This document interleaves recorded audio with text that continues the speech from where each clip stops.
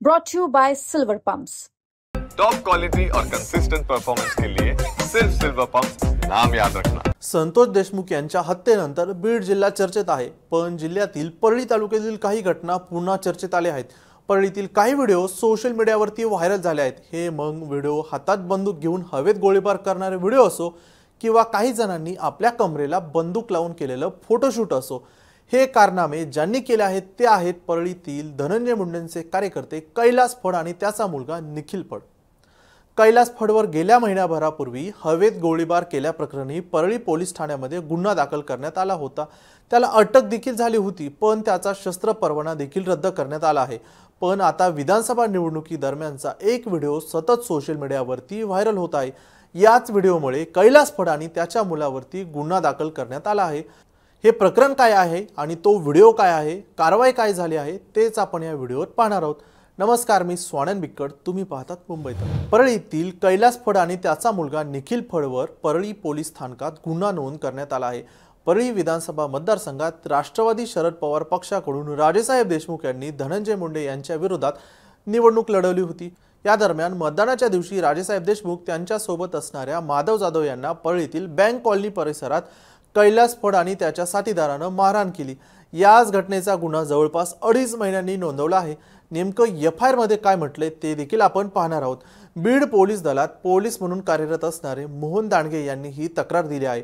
शरद पवारांचे उमेदवार राजेसाहेब देशमुख यांचे अंगरक्षक म्हणून मोहन दांडगे यांनी निवडणुकी दरम्यान कर्तव्य बजावत होते।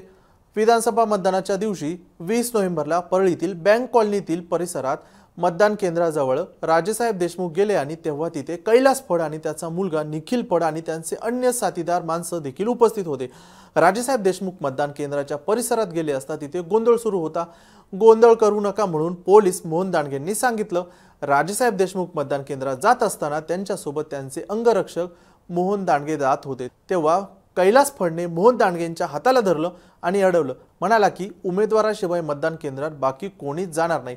तेव्हा मोहन दांडगे यांनी कैलास फडला म्हणाले की मी त्यांचा बॉडीगार्ड आहे, मला जावं लागेल। तेव्हा पोलीस मोहन दांडगेंच्या पाठीमागे असलेल्या एका व्यक्तीने म्हटलं की त्यांना जाऊ द्या। तेव्हा कैलास फड म्हणाला की कशाचा बॉडीगार्ड। त्यानंतर मोहन दांडगे म्हणाले की मी पोलीस आहे, मला जाऊ द्या।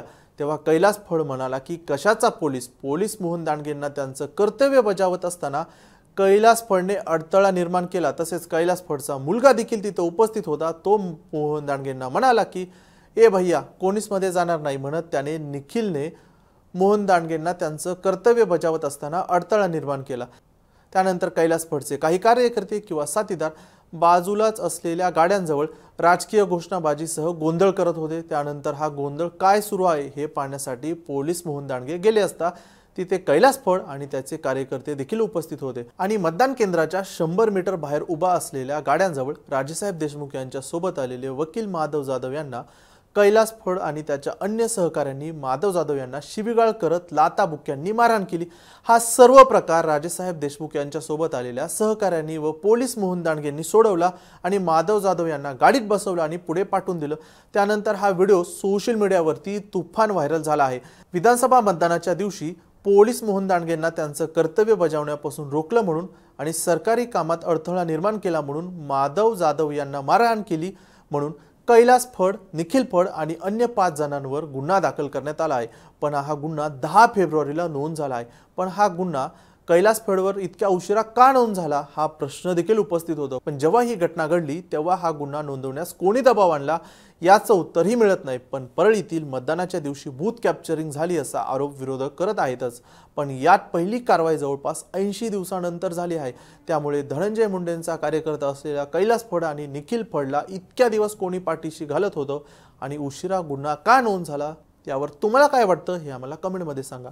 हा व्हिडिओ लाईक करा, कमेंट करा आणि अधिक लोकांनी पाहावा म्हणून शेअर करा। पाहत राहा मुंबई तक।